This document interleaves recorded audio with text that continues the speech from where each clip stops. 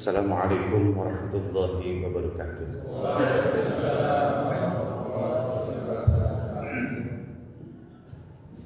Bismillah, alhamdulillah, salatu wassalamu ala rasulillah wa ala alihi wa sahbihi wa mawala.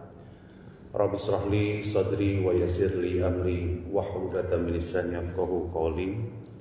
Rabbi zidna ilman warzuqna fahman. Allahumma inna nas'aluka ilman nafi'an wa rizqan thayyiban wa 'amalan taqabbalan. Bismillahirrahmanirrahim. Bismillahilladzi la yadurru ma'asmihi syai'un fil ardi fis sama' wa huwas samiul alim. Raditu billahi rabbah wa bil islami dinan wa bi Muhammadin sallallahu alaihi wasallam nabiyyan.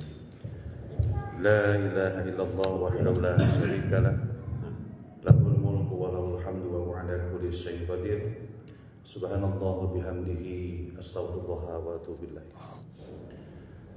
Yang pertama yang kami hormati pada kesempatan hari ini Al Mukarram Bapak Ketua DKM beserta jajarannya, para ketua RT RW lingkungan di Bumi Sentosa. Mudah-mudahan dimuliakan oleh Allah Subhanahu wa taala. Dan yang kami hormati bapak-bapak yang hadir di kajian ilmu, insyaallah saya hanya menyampaikan apa yang disampaikan oleh Allah dan Rasulnya. Kita sama-sama dengarkan dan kita menyampaikan kepada Allah dan Rasulnya. Sami'na wa ata'na. Kami dengar ya Allah ya Rasul dan kami taat. Mudah-mudahan hadirnya kita di pengajian malam Senin ini adalah sebagai langkah kita pengabdian kepada Allah Subhanahu wa taala, dan mudah-mudahan ini adalah menjadi syahidan bersama yaumil qiyamah. Hadirnya kita dalam kajian ilmu itu, Rasulullah mengatakan apa kan? Ada nazzal alaihim sakinah, pertama tenang, nazzal alaihim warahmah, dapat rahmat ya. Dan para malaikat hadir pada kesempatan hari ini ya, mengaminkan kita apabila kita berdoa kepada Allah Subhanahu wa taala. Dan nanti suatu waktu yaumil qiyamah Allah akan sebutkan nama kita yang selalu hadir duduk dalam rangkaian ibadah, khususnya dalam mencari ilmu. Karena dalam menjadi sahibul Quran, itu bapak-bapak yang pertama harus membaca ya. Setelah membaca harus memahami. Setelah itu, setelah paham, mengamalkan ya. Lalu setelah mengamalkan, mengajarkan, lalu menghafalnya. Jadi 5M sebetulnya. Mudah-mudahan hari ini kita sedang memahami apa yang disampaikan oleh Allah dan Rasulnya. Baik, yang pertama ucapan syukur kepada Allah Subhanahu wa taala bahwa kita hadir dalam rangkaian ibadah, kita melaksanakan salat berjamaah. Karena salat berjamaah ini adalah salah satu keutamaan yang luar biasa. Sampai Rasulullah mengatakan, wa idza ra'aytumur rajula yata'arradu bil masjidi fashahidu bil iman. Jadi kalau ada orang yang memakmurkan masjid itu, persaksikanlah bahwa dia adalah memang memiliki iman. Makanya mudah-mudahan hadirnya kita di rangkaian ibadah salat maghrib berjamaah, lalu dilanjutkan dengan zikir, dilanjutkan dengan kajian ilmu sampai pada isya. Ini adalah merupakan salah satu pengabdian kita menjadi orang-orang yang bisa memakmurkan masjid. Amin. Salawat dan salam semoga tercurahkan pada junjungan kita, sosok pribadi yang luar biasa yang Allah utus ke alam dunia ini sebagai pilihan Allah dan khataman nabi. Nabi kita itu adalah menjadi penutup para nabi. Yaitu adalah baginda kita Rasulullah sallallahu alaihi wasallam. Pada keluarganya, para sahabatnya, dan semoga kepada kita semua yang selalu mencintai dan memuliakan beliau. Mencintai dan memuliakan beliau itu harus patuh dan taat ya. Jadi sholawat kepada baginda Rasul itu adalah cinta kita kepada Rasulullah dan diperintahkan oleh Allah dan Rasulnya ya. Tapi wujud daripada sholawat itu adalah harus patuh pada dan taat kepada Rasulullah. Man amila amalan falaysa minni fahuwa raddun. Sebuah amalan kalau tidak ada dasar dari Rasulullah, diradun, ditolak ya. Makanya rapihkanlah ibadah kita. Mutaba'ah itu adalah mengikuti Rasulullah memang lewat ulama. Gak mungkin kita tahu bagaimana Rasulullah tidak melewati ulama. Dan para ulama itu adalah yang menjadikan jalan untuk tahunya kita bahwa Rasulullah seperti apa.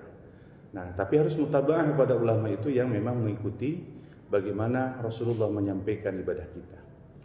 Karena banyak pemahaman-pemahaman yang kadang itu tidak bersanad kalau putus sanadnya kepada Rasulullah. Makanya perlu belajar. Insya Allah yang dalam pemahaman di masyarakat ini, Bapak-bapak ya, kalau di masjid kami Baitur Rahim sudah ini, Bapak ketua DKM? Insya Allah. Kalau di sana saya juga jabatan wakil ketua DKM untuk tahun ini. Kalau di sana sudah toleransi pemahaman itu. Makanya tadi saya tanya zikirnya jahar atau tidak. Kalau di kami itu kalau subuh imamnya kunut ya semua kunut. Kalau imamnya tidak kunut semuanya tidak kunut. Kalau imamnya tidak zikir jahar tidak zikir jahar. Kalau jahar silakan jahar. Jadi pemahaman itu sudah kita bertoleransi. Karena kita nggak bisa paksain hadirin. Ya, tidak bisa Muhammadiyah jadi NU, NU jadi Muhammadiyah. Orang Salafi kayak NU dan seterusnya. Sekarang ini sudah tidak lagi kita perdebatan di situ. Karena sudah bosan ya. Sudah akhirnya merusak ukhuwah Islamiyah.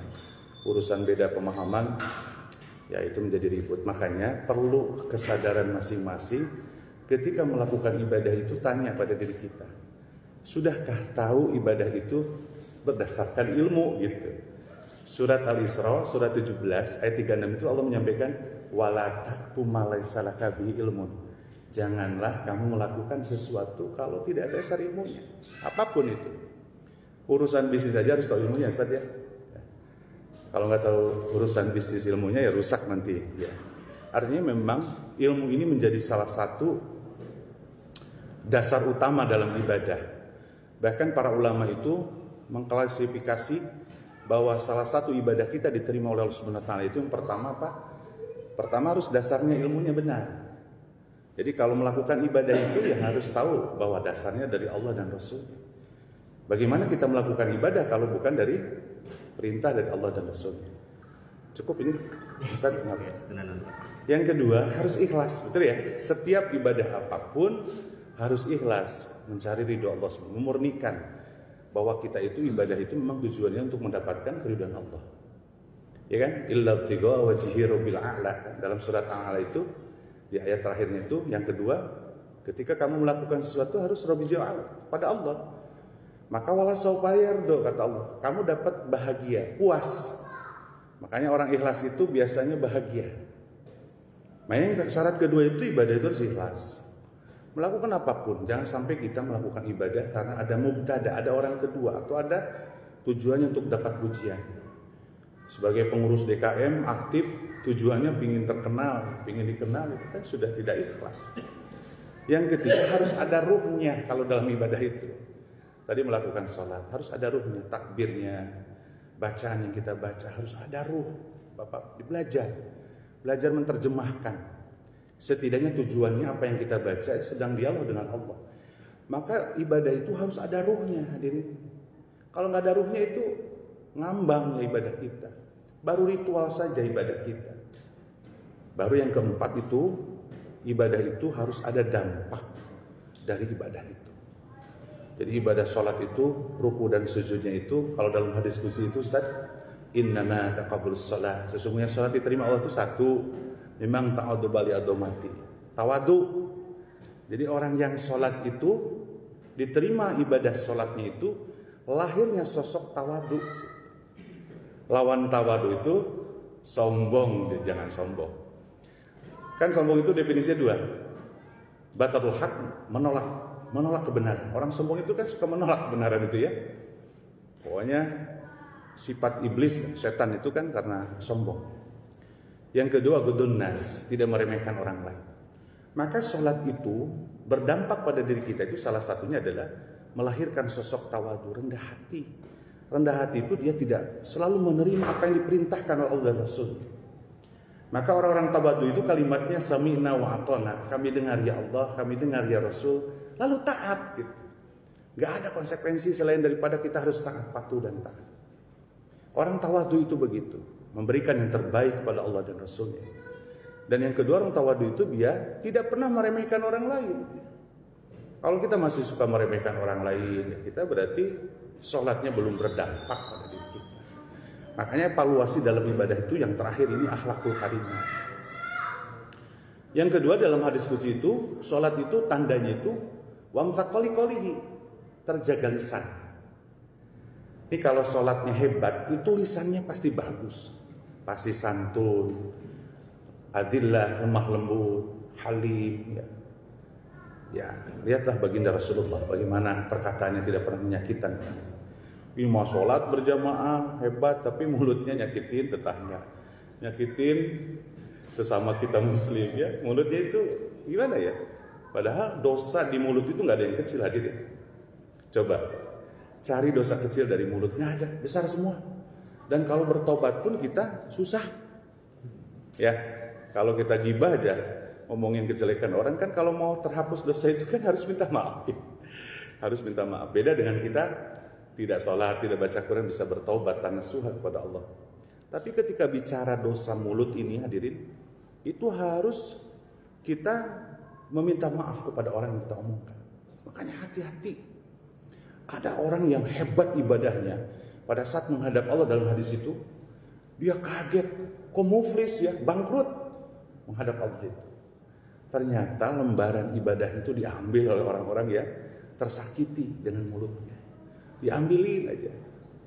Makanya artis-artis, kalau kita ngomong, wah artis itu glamor ya, maksiatnya banyak. Tapi diomongin yang entertainment ya, wah seluruh Indonesia lihat. Ibu-ibu ngomongin, oh si Anu. Nanti di akhirat coba artis itu ngambilin pahalanya dari orang-orang Indonesia yang suka ngomongin. Makanya bisa untung dia. Makanya nggak pernah jangan nonton entertainment ya, dosa besar. Tuh, tuh ya, ada yang muflis ya. Yang ketiga, hadirin, ini mengulang dulu karena terkait masalah ibadah, bahwa inna taqabbulus shalah itu dalam hadis kursi itu adalah yang ketiga itu, dampak dari sholat itu adalah warahimal miskin dalam hadis. Jadi punya jiwa dermawan, kasih sayangnya luar biasa, empatinya luar biasa, jiwa sosialnya hebat. Itu ciri orang muslim yang hebat seperti di mata Allah SWT. Dan sholat itu, hadirin, yang melahirkan itu. Makanya kalau udah sholat tapi masih pedit, koret, susah, nyusahin orang, apalagi menyakiti, pokoknya mereka hese gitu ya, pelit, berarti sholatnya belum berdampak. Makanya 4 tadi, taat sama Allah dan Rasulnya, ibadah itu ikhlas, ada ruhnya dalam ibadah yang berdampak. Ini memang kedermawanan ini adalah ciri daripada simbol Islam sebetulnya. Kalau Islam masih kena koret mereka hese, berarti belum berdampak ibadah kita kepada Allah SWT. Karena memang luar biasa ya pahalanya dalam berbagi ini. Berbagi itu pahalanya besar. Coba lihat Qur'annya, luar biasa ya. Kalau ibadah kita itu kan 1 kebaikan diganti 10 ya. Betul ya, dalam Al-Quran itu. Surat apa? Al-An'am, surat ke-6 ayat berapa ya? Ketika 1 kebaikan diganti oleh 10 kebaikan. Tapi ketika bicara harta, 1 kebaikan yang kita berikan dalam bentuk harta itu surat kedua Al-Baqarah ayat 262. Mathalul ladzina yunfikuna amwalahum fisabilillah. Ketika kita menginfakkan sebagian harta di jalan Allah itu 1 bandingnya 700. 1 lahir 7, 100, jadi 700. Dalam ayat itu wallahu yudha'ifu liman yasha, Allah lipatkan. Makanya pahalanya besar. Nah, orang kaya ini kalau nggak masuk surga, aduh, ya kebangetan ya. Karena apa? Karena pahalanya jauh lebih besar. Ketika dia berbagi, dermawan, peduli kepada sesama, apalagi ketika orang susah, kita menjadi solusi. Itu yang luar biasa. Makanya gunakanlah harta itu untuk di jalan Allah. Nah ini dampak ibadah itu. Maka 4 ini harus dicatat hadirin. Sekarang baru pada tahap 2, tahap 3 coba lanjutkan. Tahap 4 coba lanjutkan. Terus kita belajar dalam merapikan ibadah kita. Supaya kita pada saat ketika ujungnya, proses itu Allah akan menghargai kita. Jangan sampai sama aja hari ini tuh baru sholat itu kita hanya sebatas pada ritual saja, besok sudah ada ruhnya. Pada saat takbir dimaknai takbirnya. Makanya kenapa dalam sholat itu bacaannya takbir. Pernah ngitung nggak 1 rakaat berapa takbir kita? Pernah? Takbir sami Allah. Ada berapa itu? 1 rakaat itu. Ada 6 takbir yang kita sampaikan kepada Allah SWT. Dan kita sudah menyampaikan kepada Allah, Allahu Akbar. Allah Maha Besar. Hanya Allah yang berhak untuk sombong. Kita tuh nggak boleh. Haram hukumnya. Setan dikutuk, iblis itu karena memiliki sifat sombong. Tidak musyrik ya setan itu, tapi dia adalah sombong kepada Allah Subhanahu wa taala, tidak mengakui keberadaannya Nabi Adam alaihissalam. Dia merasa lebih baik adalah dengan Nabi Adam itu. Itu ya, jadi kembali lagi bahwa ibadah kita itu seperti itu. Baik, pada kesempatan hari ini, maaf ya mukadimahnya agak lama, kita akan bahas beberapa poin yang sebetulnya sesuai dengan apa yang saya sampaikan kemarin. Kalau saya itu biasa tematis ya, tidak membahas kitab dan seterusnya ya, bukan apa-apa, karena kalau kita baca satu kitab satu pemahaman. Kita kumpulkan dari beberapa literatur yang ada, dan kami sudah biasa ya. Kalau menyampaikan fikih pun Ustadz saya selalu beberapa pemahaman. Jadi tidak pernah satu pemahaman, karena kalau begitu nanti akan tahu dasarnya pada saat ketika dalam masalah urusan fikih ya. Karena di masyarakat ini mazhab itu teknik sebetulnya. Bahasa sederhananya teknik ibadah. Ada mazhab ini begini, Imam Syafi'i, Imam Maliki, Hambali, dan Hanafi, itu teknik ibadah sebetulnya. Yang penting apa yang kita lakukan itu bersanad kepada Rasulullah SAW. Karena sahabat itu melihat Rasulullah itu kan berbeda-beda ya kondisinya. Itu teknik saja, yang penting manhajnya betul kepada Allah dan Rasulnya. Kalau teknik matu ya jangan ribut ya. Ini masalahnya dulu para ulama itu akses hadis itu tidak semua sampai, hadirin. Coba baca literatur ya, atau banyak para ulama mengatakan begitu. Kenapa ada perbedaan para ulama yang dulu itu? Karena akses hadisnya nggak sampai semua, sehingga terbagi. Beda dengan sekarang. Sekarang ini akses digitalnya luar biasa. Dalam satu handphone itu bisa mengakses ribuan kitab ya sekarang ini. Seperti di dalam ada aplikasi di dalamnya kitab semua. Para ulama sudah bisa mengakses semua sumber-sumber yang ada. Makanya sekarang ini banyak para ulama yang sudah menyampaikan itu dengan beberapa pemahaman. Nah, sekarang harus bijak. Kalau di DKM kami sudah lama pada saat berdirinya masjid, saya waktu itu kita komitmen dengan para ustadz di situ, kita ayo sama-sama ukhuwah Islamiyah yang kita bangun, perbedaan ibadah kita saling bertoleransi dan bergiliran. Jadi kalau ada yang menjadi imam itu bergiliran ya, dan kita bisa menerima apa yang perbedaan itu. Karena ketika ke Mekah saja hadirin, kalau ke Masjidil Haram dan Masjid Nabawi yang sudah ke sana, ya ibadah-ibadah yang biasa dilakukan di Indonesia itu nggak kepake di sana itu ya. Dipakainya adalah mazhab Imam Hambali di sana. Nah, kita harus bijak di situ. Yang penting kita ibadah itu niatnya adalah karena Allah. Mudah-mudahan Allah akan menilai kita menjadi nilai-nilai ibadah ya. Baik hadirin yang berbahagia, pada kesempatan hari ini bagaimana sekarang yang akan disampaikan bahwa hidup ini supaya kita menjadi berkah sebetulnya. Kan di dalam surat Al-A'raf surat ke-7 ayat 96 itu Allah menyatakan walau anna ahlal qura amanu wa taqau la fatahna alaihim barakah, kan gitu ya kalimatnya. Seandainya kamu penduduk negeri iman dan bertakwa, maka Allah akan bukakan keberkahan. Dan semua orang itu mengharapkan keberkahan hidupnya. Berkah itu definisinya ziyadatul khair, bertambah kebaikan.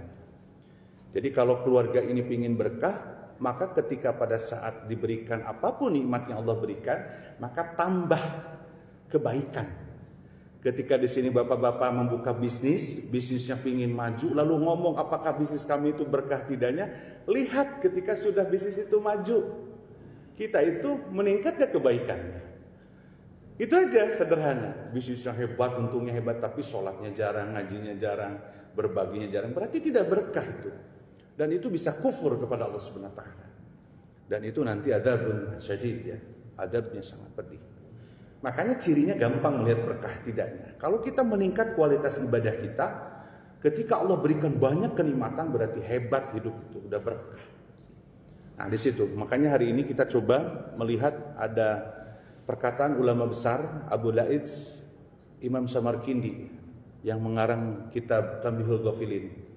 Saya itu kitab itu ya macam-macam lah, kadang Bulughul Maram dan seterusnya. Karena dulu saya di pondok NU, Ustaz, Ketika di kampus saya udah mulai mengenal hasanah keilmuan yang lain. Jadi, sunnahnya bukan sunnahnya, pemahaman yang lain sudah paham. Kata Imam Samarkindi itu yang pertama, karena ini waktunya cepat, yang pertama itu kalau kita ingin berkah, ya hidup ini, yang pertama itu ayu akhirallahu min faraidillahi li ajlil kasbi. Jangan pernah mengakhir-akhirkan kewajiban kepada Allah karena urusan dunia, karena urusan kasab.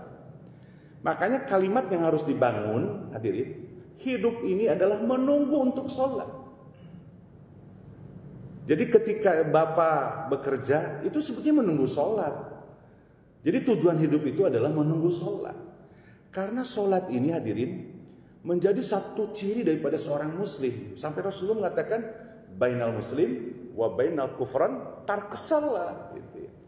Perbedaan antara seorang muslim dan seorang kufur, non muslim, itu ninggalnya sholat.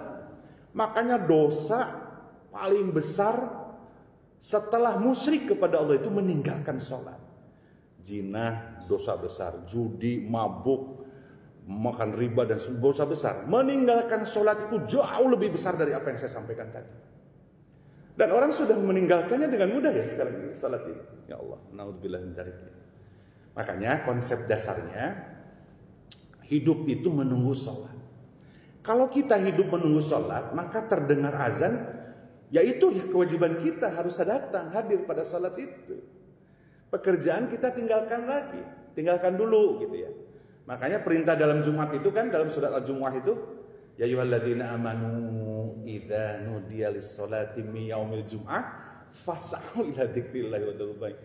Kamu segera tinggalkan jual beli. Makanya orang yang kalau ke Mekah di Madinah, kalau azan itu berapa kilometer ya. Karena sound systemnya itu di Mekah itu kan panjang ya, sehingga orang pada sholat dulu, tinggalkan semua aktivitas ibadah. Itu kan di Mekah dan Madinah. Di Indonesia mah ya gitu, ada rapat juga ya, lewat aja. Kita berhenti dulu ya, ada azan, didengerin dulu gitu.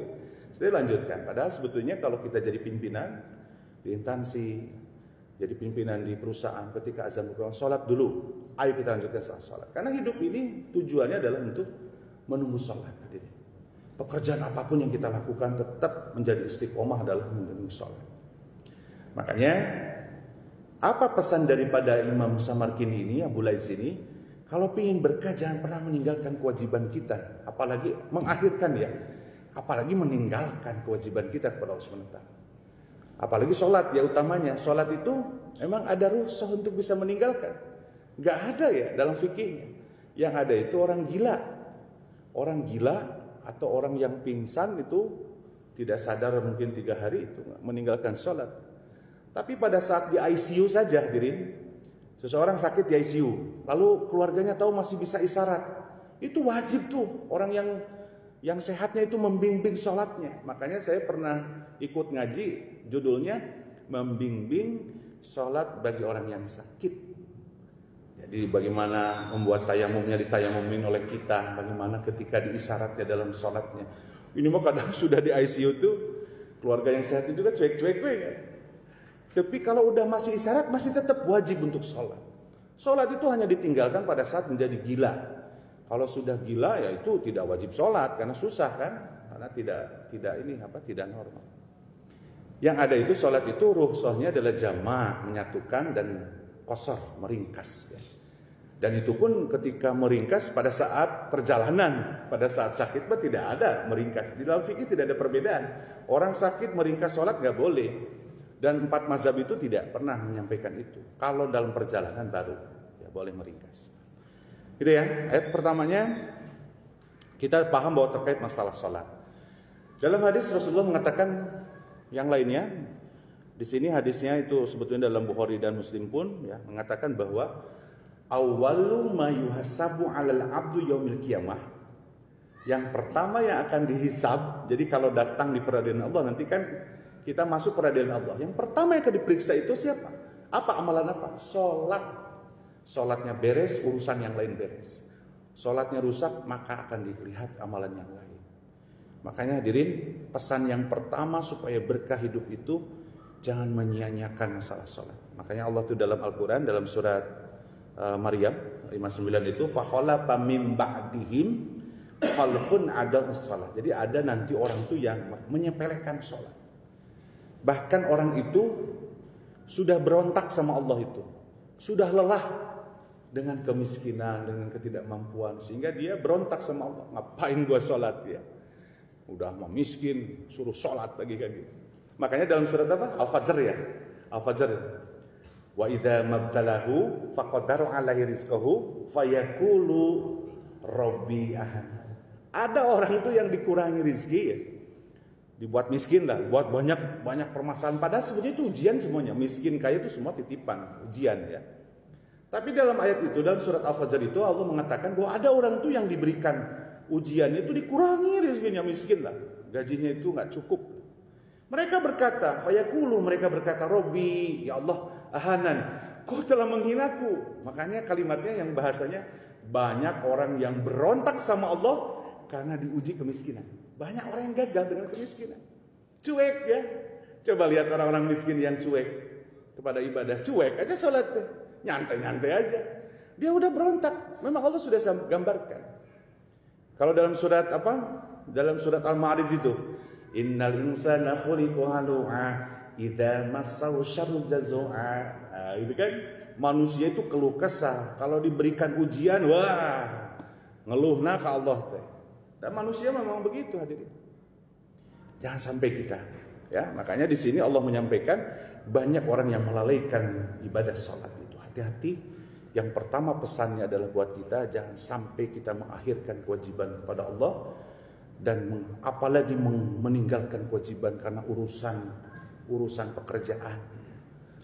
Pekerjaan itu naondinya dari segini sudah diatur sama Allah Subhanahu wa taala. Itu yang pertama ya hadirin.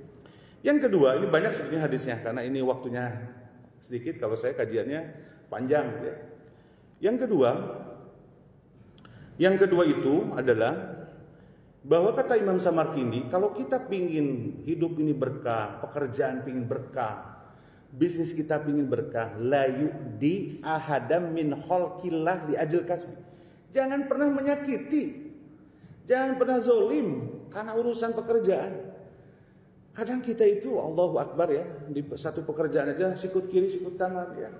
Yang penting saya yang maju, biar orang lain mah jejak gitu ya. Kita menghalalkan segala cara, yang penting kita sukses. Ya kan? Bisnis kita yang penting apakah haram atau halal, yang penting dapat duit kan gitu. Menyakiti orang lain, zolim kepada orang lain, ini akan berkah. Bahkan hasilnya pun itu akan menjadi haram. Ya. Dan anak istri kita mendapatkan yang haram. Makanya ini hati-hati hadirin. Kadang kita itu suka bahasa kita nama sok korupsi lah dalam pekerjaan itu ya.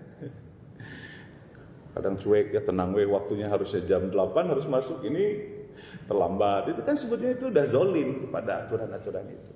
Kalau ingin berkah disiplin bekerja itu, berikan yang terbaik kepada perusahaan itu, berikan yang terbaik ketika kita mencari nafkah supaya dapat halalun thayyib, yang halal dan baik. Dan itu akan berkah kepada keluarga kita hadirin, ya, kepada istri dan anak kita. Karena ada ya di dalam cerita hadis itu, ada orang tuh lagi kumpul para sahabat, ada satu orang yang datang berdoa kepada Allah. Dia berdoa kepada Allah, ya Allah, ijabah doa hamba, ada ijabah. Kata Rasulullah tuh, apa cara? Itu makanannya haram, wasyarabu haramun, pekerjaannya haram. Bagaimana Allah akan menjijabah sebuah doa? Gitu ya. Doanya dia. Karena salah satu doa kita tidak akan pernah dikabul ketika kita banyak yang haram di dalam diri kita. Tapi bukan berarti dia tidak bisa kaya ya. Karena orang yang non muslim aja yang tidak kenal Allah ya banyak konglomerat aja kita dari kalangan non muslim. Tapi yang jelas hadirin, kezoliman kepada seseorang ketika kita selalu lakukan itu dosanya besar sekali. Makanya tadi ayatnya yang saya bacakan dalam surat dalam Imam itu, wallahu la yuhibbul innallaha la yuhibbul qaumal zalimin. Allah itu tidak suka kepada orang-orang zalim ya. Karena orang zalim itu selepel dengan ketika Allah melaknat Yahudi. Jadi orang-orang Yahudi itu dilaknat sama Allah ya. Nah orang zalim pun sama ya. Orang suka menyakiti orang lain itu dilaknat oleh Allah Subhanahu wa taala. Dalam Al-Qur'an itu dalam surat Surat Hud ya, ayat 18 itu, ala la'natullahi minal ala zalimin. Ya, jadi Allah tuh melaknat. Kalau Allah sudah melaknat, hadirin, dosanya besar sekali. Dan bahkan saya sampaikan tadi, ketika kita zalim menyakiti orang lain itu, tidak akan pernah kita terhapus dosa kita kalau kita tidak minta maaf kepada orang kita zalimi. Makanya hati-hati mulut kita, tindakan kita kepada tetangga, apalagi tetangga ya, dosanya berlipat ya kalau ke tetangga itu. Kalau kita bahas nanti adab-adabnya tetangga, ketika baca hadis semua, Masya Allah ya Rabbi, ya, Rasulullah itu hebat ya, bagaimana memberikan informasi kepada kita harus taat bahwa tetangga itu memang luar biasa, dosanya lebih banyak besarnya, pahalanya juga lebih besar. Makanya jangan sampai kita menyakiti di dalam pekerjaan kita supaya hidup ini menjadi berkah pada Allah Subhanahu wa taala. Ya. Coba kita bacakan dulu yang lainnya. Di sini disebutkan bahwa orang-orang zalim itu memang sangat dibenci oleh Allah Subhanahu wa taala. Menyakiti. Di dalam surat Hud juga dalam 102 Allah mengatakan bahwa wa kadzalika akhdhu rabbika idza akhadhal qura wa hiya zalimatun inna akhdahu alimun syadid. Jadi memang Allah itu mengazab orang-orang yang penduduk negerinya yang berbuat zalim ya. Dulu ya sampai sekarang sebenarnya pemimpin-pemimpin, kalau dulu zamannya pemimpin di suatu kisah para nabi itu langsung Allah balas di situ ya, azab yang pedih ya. Kalau sekarang ini memang ya Allah juga azab, cuma kita tidak tahu aja secara ininya. Ya. Banyak para pemimpin yang zalim kepada negerinya, kepada rakyatnya. Dan makanya jangan suka melihat presiden ataupun pemimpin itu enak ya. Kalau berbuat zalim itu dosanya berlipat ya. Nanti akan sangat pedih dan lagi keras. Sampai kalimatnya begitu. Jadi hati-hati hadirin yang berbahagia. Sesungguhnya orang-orang yang aniaya tidak dapat mendapatkan keberuntungan. Ya, orang-orang yang zalim itu pasti tidak disukai lah, pasti ya. Jadi yang poin pertama tadi apa hadirin? Jangan pernah mengakhirkan atau meninggalkan kewajiban kepada Allah karena urusan pekerjaan. Yang kedua, jangan pernah menyakiti kepada sesama kita karena urusan pekerjaan. Yang ada harus saling membantu. Jadi kalau punya rekan kerja itu saling membantu. Kadang cari muka ya, supaya kita dinaikin jabatan. Janganlah gitu, nanti nggak halal. Yang ketiga, hadirin berbahagia. Yang ketiga itu jangan pernah kita berlebihan hubud dunia dalam pekerjaan ini. Ini yang sebetulnya Rasulullah sampai dalam hadis itu mengatakan penyakit umatku nanti itu yang dikhawatirkan oleh Rasulullah itu ada penyakit al-wahn ya Ustaz ya. Mau al-wahn hubud dunya wa qaryatul maut. Jadi umatnya Muhammad Rasulullah sallallahu alaihi wasallam itu cinta dunia berlebihan, lalu dia takut mati. Jadi banyak manusia itu sudah diselimuti oleh kehidupan dunia, bahkan dikendalikan oleh dunia. Persis seperti ini hadirin, saya pernah dengar di podcastnya seorang ulama. Kalau orang yang nyupir dan penumpang yang suka mabuk siapa? Penumpang ya, padahal tidak nyupir ya, bisa makan-makan, bisa ngobrol, tapi bisa mabuk ya. Supir itu tidak pernah ada cerita supir mabuk. Itulah kehidupan gambaran dunia. Kalau jadi penumpang, kita dikendalikan oleh mobil itu masih mabuk ya. Dikendalikan jadi mabuk kan ya. Tapi kalau kita mengendalikan mobil itu nggak pernah mabuk, karena dia tahu mau ngerem, mau belok ya. Nah itulah dunia sebetulnya hadirin, harus dikendalikan oleh kita. Jangan dunia mengendali kita. Makanya tafsirnya surat Al-Muzammil itu, ya ayyuhal muzammil qumil laila illa qalila. Dulu makan ya wahai orang berselimut, Rasulullah sekarang mah wahai orang-orang yang berselimut, diselimuti oleh kehidupan dunia. Qumil laila, tegakkanlah salat malam. Jadi banyak orang itu sudah diselimuti oleh kehidupan dunia. Ini yang bahaya itu kalau lupa diri dengan dunia itu. Banyak orang lupa diri, banyak. Makanya dalam Al-Qur'an itu apa? Dalam surat di dalam juz 8 saya lupa lagi suratnya, Sofat apa aja? Walladzina ya suratnya yang awalnya gini, ya ayyuhalladzina amanu taqullaha wa tanzur nafsum ma qaddamat lighad wattaqullaha innallaha khabirum bima ta'malun wa la takunu kalladzina nasullaha fansahum anfusahum ulaika humul fasiqun. Saya dulu waktu di pondok ngaji itu sampai 8:30. Jadi isanya 8:30. Dulu rutin Ustaz. Ditinggal komat nanti. Karena boleh melambatkan isya kalau kita lagi ngaji. Saya dulu di pondok pesantren Hasan ya, kebetulan satu kampung. Dulunya beda SMA-nya. Saya memondok di Ciamis. Kalau beliau di Kawali ya, di kampungnya. Kalau saya pergi, tapi sambil mondok itu setiap hari ngaji sampai 8:30. Jadi karena kalau isya tepat waktunya habis ya. Makanya 8:30 beres ngaji langsung sholat isya qomat ya, tidak azan lagi. Ya. Jadi yang tadi disampaikan ketika ada orang yang lupa diri, maka Allah lupakan. Ini hati-hati hadirin, ada orang itu dunianya hebat, tapi dia nggak pernah sakit. Ya, urusannya gampang aja itu. Ada yang gitu, banyak yang gitu. Duitnya banyak, sholatnya enggak, zakatnya enggak pernah keluar, tapi lempeng we dunianya makan meningkat, betul ya? Itu sebetulnya kalau bahasa agamanya diistijrat, disungkun sama Allah. Ya, disungkun itu namanya sih bahasa Indonesianya. Jadi ini dikasih gitu. Tapi Allah tidak tegur, makanya masih bersyukur kita masih sakit hadirin. Makanya ucapkan alhamdulillah kepada Allah, segala puji hanya milik Allah. Pada saat sakit itu Allah negur kita. Setidaknya pada saat sakit kita ingat kepada Allah.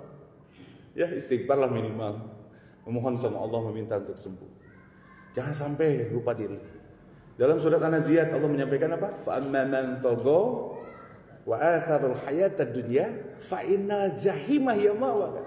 Orang ketika melampaui batas, berlebihan kepada dunia, bahkan mengutamakan urusan dunia, tempatnya adalah tidak bahagia.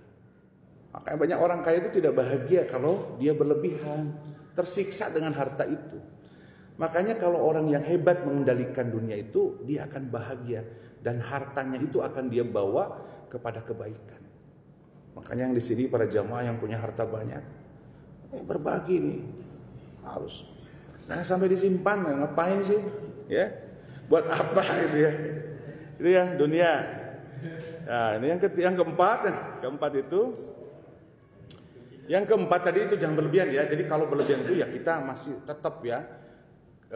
Bukan berarti tidak boleh kaya, harus kaya umat Islam itu. Tapi kekayaan itu harus sadar. Dalam surat Al-Ma'idah itu kalau dilanjutkan, walladzina fi amwalihim hakum ma'lum. Nah, ingatnya di situ. Cek Allah di harta ente itu ada hak orang lain. Lisailina wal mahrum. Orang yang meminta-minta fakir miskin. Nah, orang yang harus kita bantu. Kadang kita yang keempat ini, maka Imam Samarkini menyarankannya, kalau kita bekerja itu pingin berkah, jangan hanya untuk keluarga, harus untuk jamaah. Makanya kalau kita masuk kepada jamaah, Ustaz, di komunitas, pasti di jamaah itu ada jalan dakwah. Di situ kita berperan tuh. Yuma yang nanti salamat we zona aman ya, balik ke imah. Masuk komunitas itu kan suka ada iuran ya, untuk kita sampaikan kepada jamaah itu, dan jamaah itu untuk mengembangkan dakwah. Itu harus kita itu sampai ke situ berpikirnya. Atau peperian kita nggak ikut dakwah, atau minimal kita ngasih support dananya. Ya kan di jamaah itu kadang punya beasiswa kan, menyekolahkan ini untuk ini. Kita masuk komunitas itu untuk menyalurkan harta kita untuk dipakai oleh orang di jalan Allah. Tapi pilihlah jamaah yang baik ya. Gitu. Makanya dalam konsep yang keempat itu kita jangan sampai mencari nafkah itu hanya untuk keluarga.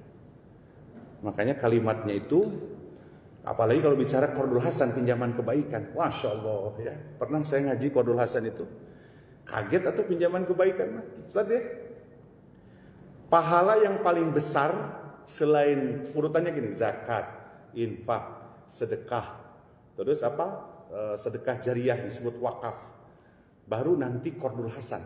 Ini tingkatan pahala itu yang paling besar itu meminjamkan uang kepada orang lain tapi pinjaman kebaikan. Itu pahalanya besar sekali.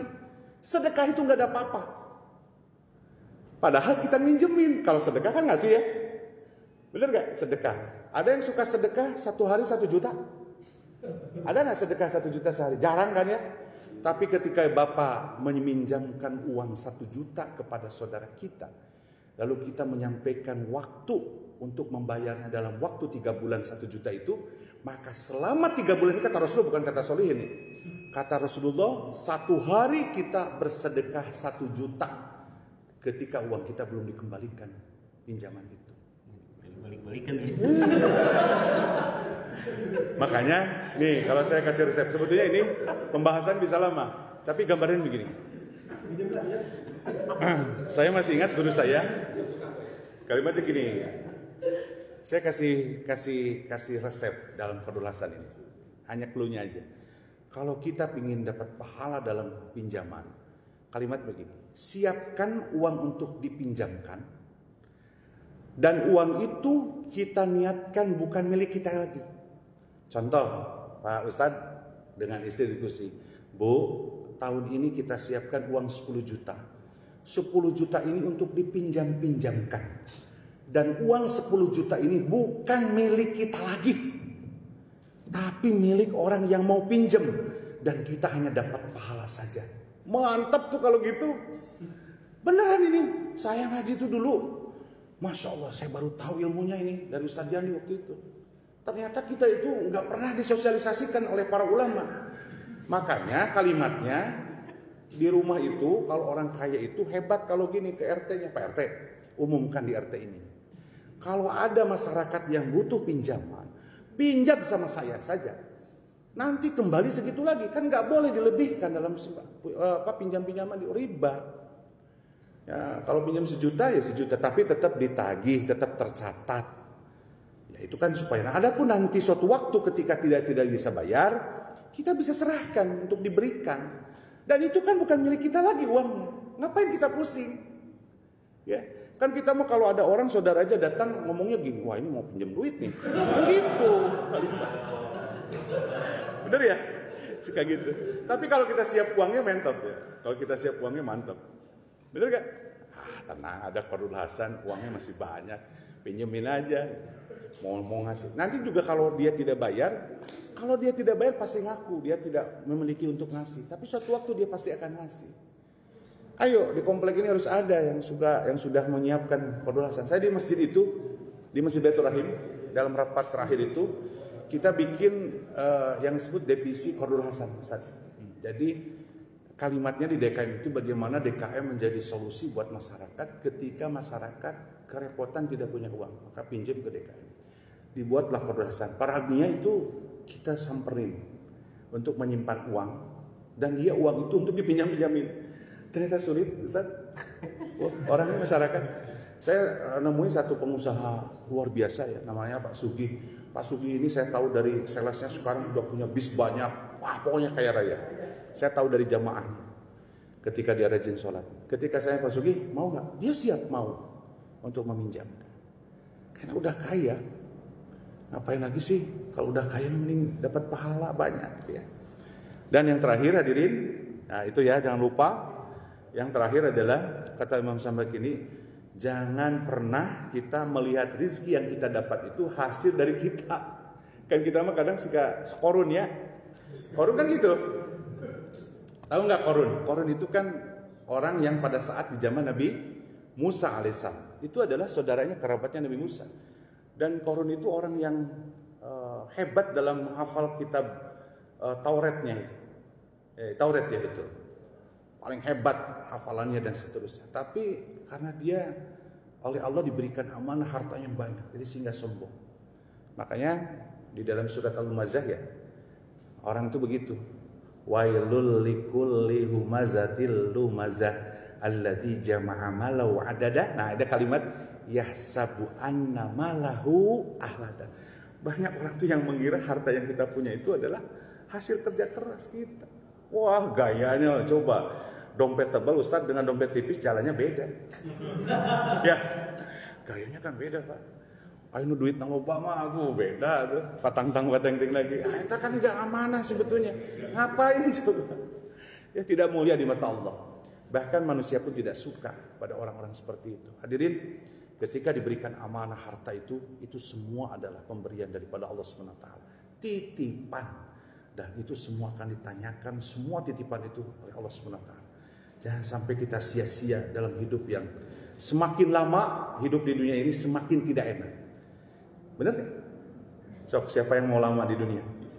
Makanya jangan pernah Pak ngedoa gini, ya Allah panjangkan usia hamba. Jangan itu. Jangan. Ketika kita berdoa seperti itu, orang lain sudah maut, kita sendirian di dunia. Janganlah. Ya Allah, berikan usia yang berkah. Kita mau panjang, mau sedikit, yang penting kita berkah. Karena kelamaan pun jadi aki-aki itu tengenah. Kalau aki-akinya, pasangannya opat ini. Pan hayang lalaki mah cenah poligami opat, coba kalau geus ini memang enak itu semuanya. Diriung pun ini itu enak. Hari yang berbahagia itu saja, tidak lewat lah, karena saya juga besok harus kerja. Saya kebetulan tugas saya kepala SMK 2 Cibinong. Saya kepala sekolah SMK 2 Cibinong yang dekat di Karaden, Ustaz. Jadi kalau nanti dari jamaah ini mau main sana silahkan, dekat lah. Dari sini ke situ, saya kebetulan ditugaskan di situ. Saya menjadi kepala sekolah itu sudah 7 tahun dan baru kemarin dipindahkan 1 tahun di situ. Cuma karena gaya saya dari dulu sering di pondok aja Ustaz ya. Dan saya biasa suka ngaji walaupun tidak banyak ilmunya, tapi yang jelas apa yang saya sampaikan hanya menyampaikan saja.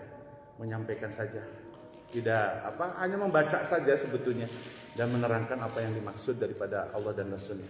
Mudah-mudahan hari ini kita mendapatkan ilmu dari Allah dan Rasulnya, gambaran bahwa kita dari Imam Samarkandi ada 5 poin ini yang harus menjadi catatan dari kehidupan kita. 1, jangan pernah mengakhir-akhirkan kewajiban kepada Allah karena urusan dunia, urusan pekerjaan. 2, jangan pernah menyakiti orang lain karena urusan pekerjaan. Yang 3, jangan berlebihan hubud dunia. Yang 4, bahwa ketika kita mencari nafkah, mencari pekerjaan itu jangan hanya untuk keluarga tapi untuk jamaah. Yang 5, apa yang Allah berikan itu adalah memang dari Allah, bukan hasil kerja kita. Kita hanya berusaha ikhtiar saja. Demikian bisa disampaikan, mudah-mudahan bermanfaat. Dan ini nasihat buat saya pribadi dan buat kita semua, dan Allah menyampaikan dari Rasulnya. Demikian kita akhiri dengan doa kafaratul majlis. Bismillahirrahmanirrahim. Subhanakallahumma wa bihamdika asyhadu an la ilaha illa anta astaghfiruka wa atubu ilaik. Demikian aku qouli hadza wa astaghfirullahi wa lakum. Wassalamualaikum warahmatullahi wabarakatuh.